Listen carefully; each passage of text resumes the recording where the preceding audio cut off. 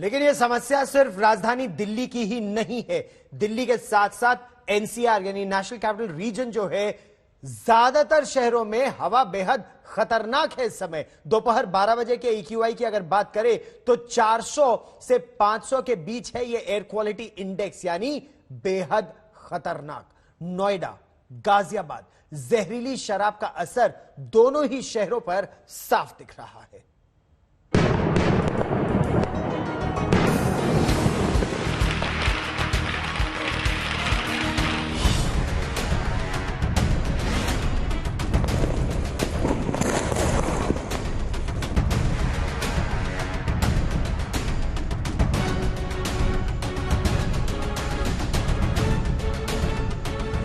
सिर्फ दिल्ली में ही दिवाली की अगली सुबह धुंध से भरी रही हो, ऐसा नहीं है। पूरे एनसीआर में भी आबो हवा पर कुछ ऐसा ही अटैक हुआ है कि लोग सांस लेने में इसको महसूस कर रहे हैं। नोएडा से गाजियाबाद और ग्रेटर नोएडा से गुरुग्राम तक हर जगह प्रदूषण का यही हाल है। प्रदूषण के आंकड़े गवाही दे रहे हैं कि एनसीआर भी प्रदूषण के मामले में दिल्ली से कहीं पीछे नहीं है।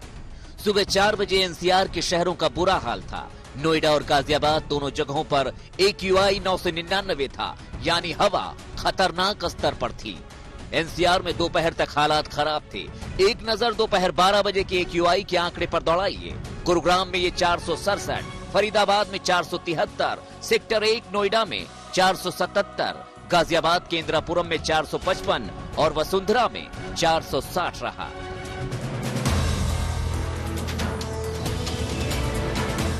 नोएडा में चोरी छिपे पटाखे खूब बिके और खूब चले। नतीजा ये रहा कि हवा का स्तर बेहद खराब हो गया। सुबह से आसमान में बादल से नजर आ रहे हैं और लोगों को सांस लेने में दिक्कत और आंखों में जलन जैसी महसूस हो रही है। दिवाली की रात से नोएडा में जो दिक्कत बढ़ी वो अब काबू से बाहर है। ग्रेटर नोएडा में धुंध का खतरा इतना बढ़ा कि रफ्तार रुक गई। धुंध की वजह से आधा दर्जन वाहन टकरा गए। यह हादसा ग्रेटर नोएडा के थाना दनकौर क्षेत्र के ईस्टर्न पेरिफेरल एक्सप्रेसवे पर हुआ और ये तस्वीरें हाईटेक शहर गुरुग्राम की हैं, जो दिवाली की आतिशबाजी के बाद धुंध के गुबार में डूब गया है। सफेद जहरीले धुएं की चपेट में साइबर सिटी के तमाम इलाके हैं। हरियाणा सरकार ने एनसीआर से लगते 14 जिलों में पटाखों और आतिशबाजी पर बैन लगाया था, लेकिन लोग फिर भी नहीं माने। दिल्ली के करीबी एक और शहर गाजियाबाद में भी हालात खराब थे। प्रदूषण का स्तर डेंजरस हो गया। लोग जब सुबह उठे तो उन्हें सांस लेने में काफी दिक्कत महसूस हुई। गाजियाबाद में हर तरह के पटाखों पर रोक थी, लेकिन देर रात तक पटाखे चलते रहे।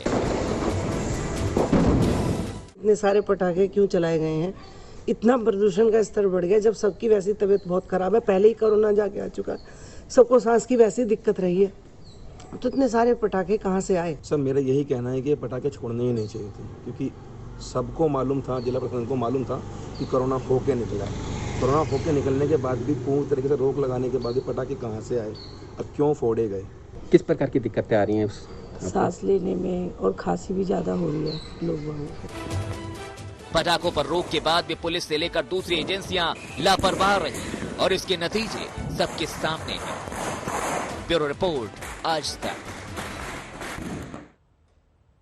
राजधानी दिल्ली की अगर बात करें तो पराली के साथ साथ प्रदूषण की एक और वजह दिल्ली में खुद ही है, पटाखे और कूड़े का जलाना। इससे जो धुआं निकलता है, इसके साथ साथ लाखों लाख गाड़ियों का धुआं।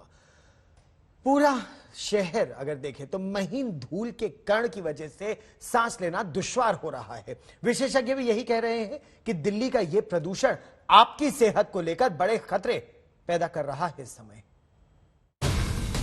दिल्ली में दिवाली के अगले दिन एयर क्वालिटी इंडेक्स काफी खराब हो गया। पूरे एनसीआर में यही दिक्कत दिख रही है। कुछ दूसरी वजहों के साथ साथ पटाखों की वजह से भी इस बार प्रदूषण में तेजी से इजाफा हुआ। पर्यावरण के एक्सपर्ट की जुबानी सुनिए कि क्यों हवा अचानक बिगड़ी। आज की जो स्थिति है, दिवाली के पटाखों पे बैन के बावजूद लोगों ने उसका उल्लंघन किया, लोगों ने इसके सीरियसनेस को नहीं समझा। और तो वेदर कंडीशन जो है वो तीसरा बहुत ही इंपॉर्टेंट फैक्टर है जिसके कारण आज स्थिति बहुत खराब है। लो विंड स्पीड जो कि अगले 2-3 दिन तक रहने वाला है दिल्ली के आसपास, और ऑलरेडी जो फायर क्रैकर्स और स्टबल बर्निंग और एग्जिस्टिंग जो कॉजेज ऑफ एयर पोल्यूशन है, जिसके कारण एयर क्वालिटी इंडेक्स दिल्ली के आसपास के इलाकों में और दिल्ली में खासकर लगभग 400-450 तक रहने वाला है। दिल्ली की हवा बेहद खतरनाक है। अब हम आपको ये बताते हैं कि हवा का स्तर कितना सुरक्षित माना जाता है और कब खतरा शुरू हो जाता है। AQI 0 से 100 तक अच्छा माना जाता है, यानी हवा सुरक्षित है। 100 से 200 तक ये मॉडरेट यानी मध्यम माना जाता है, यानी खतरा नहीं है। 200 से 300 के बीच AQI खराब माना जाता है, यानी खतरा शुरू। 300 से ज्यादा के बीच ये वेरी पुअर यानी ज्यादा खराब माना जाता है। 400 से ऊपर होते ही ये खतरनाक हो जाता है। दिल्ली में स्थानीय वजहों की वजह से इस बार प्रदूषण बढ़ा है। मौसम वैज्ञानिक भी चिता रहे हैं कि ये खास तौर पर PM 2.5 यानी धूल के महीन कण ज्यादा खतरनाक है। जो विंड का मेनली जो है ना मेट्रोलॉजिकल कंडीशन अनफेवरेबल पहले था, और उसके साथ साथ जो आज का जो बुलेटिन आया उसमें दिखाया गया कि जो फायर क्रैकर्स और जो बायोमास बर्निंग है उससे ये ज्यादा सीवियर हुआ है। और जो कल जो वेरी पुअर लोअर एंड में था या वेरी पुअर मिडिल एंड में था, अभी 550 530 हो रहा है, मतलब सीवियर है। राहत की बात यह है कि दिल्ली में फिलहाल प्रदूषण से कुछ राहत मिलने वाली है। कल से कुछ हवाएं चलेंगी और इससे प्रदूषण कुछ कम होगा। ये जो वेस्टर्न डिस्टर्बेंस है, आप देखेंगे ये जो क्लाउड ना, तो कल जैसे ही निकलेगा तो विंड स्पीड जो दिल्ली में पूरा टिका हुआ है, मतलब कुछ भी विंड नहीं है, ये पिकअप करेगा। तो इसीलिए उम्मीद है इट विल इम्प्रूव स्लोली, कल से इम्प्रूव करेगा, ठीक है ना। और उसके साथ साथ जो फॉग कंडीशन है जो देख रहे हैं ना, धुआं सा, ये सुबह बहुत ज्यादा फॉग था, तो ये एक इंडिकेशन है कि सिटी से ज्यादा पोल्यूटेंट्स आ रहा है। प्रदूषण दिल्ली में वाकई कई स्तर पर लोगों की सेहत पर असर डाल रहा है। जरा इसके नुकसान पर एक नजर डालिए। प्रदूषण से फेफड़ों पर असर पड़ता है, नाक कान में जलन होती है, स्किन से जुड़े दिक्कतें शुरू हो जाती हैं। प्रदूषण नर्वस सिस्टम पर भी असर डालता है। डिप्रेशन की भी एक वजह प्रदूषण बनता है। सोचने समझने की क्षमता प्रभावित होती है। दिल्ली में हो सकता है कि अगले 1-2 दिन के भीतर ही राहत मिल जाए, लेकिन ये राहत स्थायी नहीं होगी। कूड़ा जलाना वजह हो या फिर पड़ोसी राज्यों में पराली जलाना, लेकिन इन सब की सजा दिल्ली को भुगतनी होगी। ब्यूरो रिपोर्ट, आज तक।